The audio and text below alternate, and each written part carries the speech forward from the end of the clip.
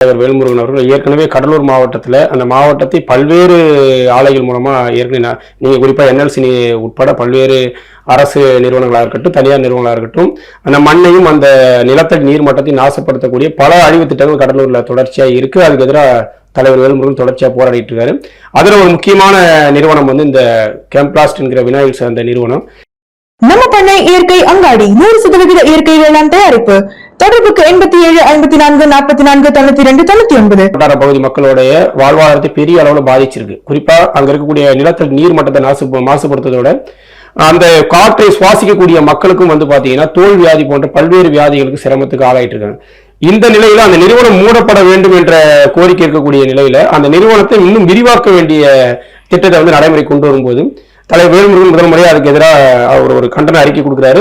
அதற்கான கருத்து கேட்பு கூட்டம் நடைபெறக்கூடாது, அது உடனடியாக தடுத்து நிறுத்தப்படணும் அறிக்கை கொடுத்திருந்தாரு.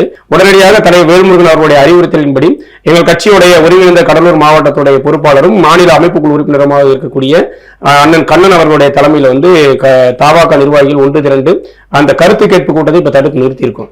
இது மட்டும் கிடையாது. இது மாதிரி நீங்க கடலூர் மாவட்டத்தில் வர பல்வேறு திட்டங்களுக்கு எதிராக அழிவு திட்டங்களுக்கு எதிராக முதல் முறையா களத்தில் நின்று தமிழக வாழ்வுரிமை கட்சி தான் பல்வேறு போராட்ட வடிவங்கள் அது தடுத்து நிறுத்தி இருக்குது.